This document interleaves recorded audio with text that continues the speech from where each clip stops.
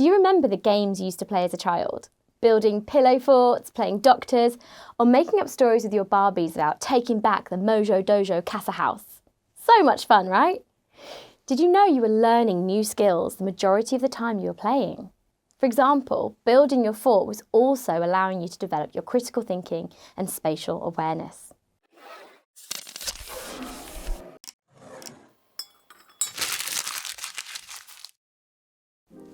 Hi everyone, I'm Natalie from My Progression, and this video is going to explore educational play in nursery. Now, educational play can be used in any year group and setting and is a great way to ensure knowledge retention, so we will have a look in future videos about how to utilise this for older children. In this video, we'll explore what educational play is, why it's useful, some practical ways to implement educational play into your practice, and how to make subtle changes to play to make it educational play. So what is educational play? Play has been defined as an activity that is characterised by engagement with high levels of involvement, engrossment, and intrinsic motivation. Imaginative, creative, and non-literal, voluntary or freely chosen and personally directed, often child-initiated. Fluid and active, but also guided by mental rules and high levels of metacognition and meta-communication. Communication about communication, which gives it structure. Process-driven rather than product-driven, with no extrinsic goals. Play can take different forms, with common categories that can and do overlap within a given episode of play. These include exploratory play with objects, physical play, pretend, fantasy or dramatic play, games and puzzles, and other play involving explicit rules, constructive play including artistic and musical play, language play, so play with words and other features of language such as rhyme, and outdoor play. Play can also be categorised in relation to the relative amount of power and control afforded to the players. So free play, children have all the control and adults are passive observers. Guided play, teacher-child collaboration with the child's interests at the foreground. Educational play, the teacher is in charge with a clear goal and outcome for learning. These three kinds of play are associated with different outcomes and are relevant to teachers in determining the kinds of play or combinations of kinds of play to offer within early childhood settings. So why is it useful? Learning through play is not merely a child's pastime, but a profound educational tool that fosters cognitive development and essential skills. It's a dynamic approach that transcends the boundaries of age, offering a positive impact on children from nursery to secondary settings. The power of play in building executive functions is more than a theory. It's a scientifically backed method that encourages children to focus on an activity, work through challenges, and engage in a learning process that leads to deeper learning. In the realm of education, play-based activities are not confined to building bricks or simple games. They're intricate designs that enhance language skills, stimulate creative skills, and provide a platform for children to connect, talk, and build. According to research, incorporating play into the classroom can increase learning outcomes by up to 30%.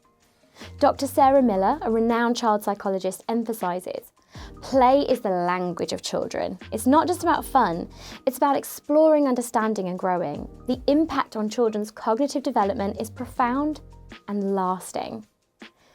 So how do you do it? Educational play can be something you plan out as a game or activity, or you could find opportunities through free play to inject learning. I'd guess that most of you watching this will do it naturally without even thinking about it. Imagine a toddler playing with Play-Doh. You'd probably get them to think about what shapes they're making or the colour of the dough. Wow, Katie, that's a great star. What colour is it? That's right, it's pink. Should we count how many points the star has? This is a really simple way of turning something fun into something fun and educational. Now, playing with Play-Doh is still great for building muscles in a children's hands and developing their fine motor skills, but why not add that extra level of learning? So as I mentioned, you'll probably be doing a lot of this, but there are different levels of how much you can get out of playing. Let's take a jigsaw.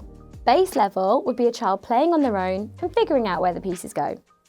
Level 1 is child and adult playing together, with the adult asking the child where they think the pieces might go. Level 2 is explaining how to match them up. Right, look at this knobbly bit. Where would that fit? What colour is on this piece? Blue, that's right. So where else can you see blue? Level 3, going a little bit further.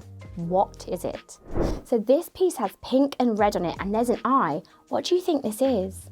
That's right, it's Peppa Pig. Can you find the rest of Peppa? What do you think Peppa is doing in this picture? This can be applied to any situation and is simple but effective. As I mentioned, I'm going to talk through some examples of educational play that you can implement into your setting. I would love to hear some of your examples in the comments below, as sharing is caring. Whilst you're there, like, subscribe and click on the bell to keep hearing more from My Progression. Let's start with colours. Learning about colours helps kids sort, organise, categorise and compare objects. Early identification of colours helps children to create a cognitive link between visual clues and words. Learning to identify and describe colours improves the children's ability to communicate and express themselves. A great game to play is the colour sorting train. Lay out different colour paper on the floor and get the children to find objects with colours that match and put them on the train in the right carriage. You can place objects or crumpled paper in a pile, or just get them to look around the room for random objects. If you want to make this game more challenging for the older children, then you could assign numbers to each coloured carriage. 3 blues, 4 purples, and so on. Which takes us to counting. In addition to helping kids learn their numbers, counting helps to give context to numbers and provide a foundation for other key concepts such as quantity, measurements, patterns, sorting, shapes and space. 5 Little Ducks is a classic counting game song the children will love singing along to. To make it even more interactive, try filling up a plastic tub with 5 little rubber ducks and role-playing through the song. For example, take 1 duck away for each verse and ask the children to count the number of ducks remaining. I'm not going to sing you the 5 Little Ducks song. I'm pretty sure you'll know it. If not, it's definitely on YouTube. Another good counting game is petal counting. I love a good reason to play outside. This flower petal activity involves outdoor exploration and doubles as a great counting exercise. Your group can practice their number skills by counting the number of petals on the flowers they find, and you can always name the flowers they find as an added bonus. For the older children, they should be learning letters and the alphabet. A great game involves sand and seashells, but I'm sure there'll be many ways to adapt this. Get 26 seashells, write each letter of the alphabet on each one, and bury them in the sand. The children can then take turns digging for a shell, and each time you get them to name the letter. When they're all out, you place them in alphabetical order. Another letter activity which also develops fine motor skills is moulding letters out of Play-Doh. Your children can be challenged to build the first letter of their name. I'd encourage showing them different examples before letting your kids do it themselves. Songs are generally a brilliant way to encourage learning. These examples are very basic, but they're classics for a reason. Head, shoulders, knees and toes helps identify body parts, motor skills and memory as they need to remember which words to leave out.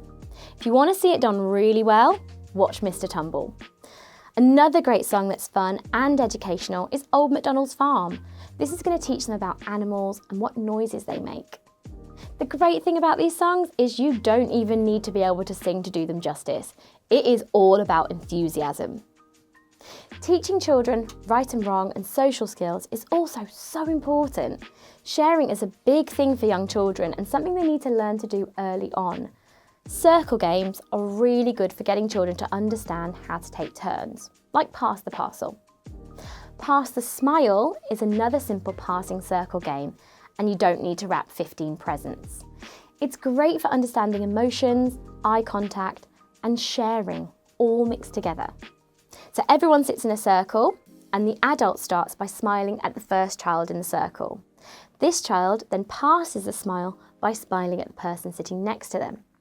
The smile is then passed all the way around the circle. You can also pass around other types of facial expressions like a cross face or a sad face.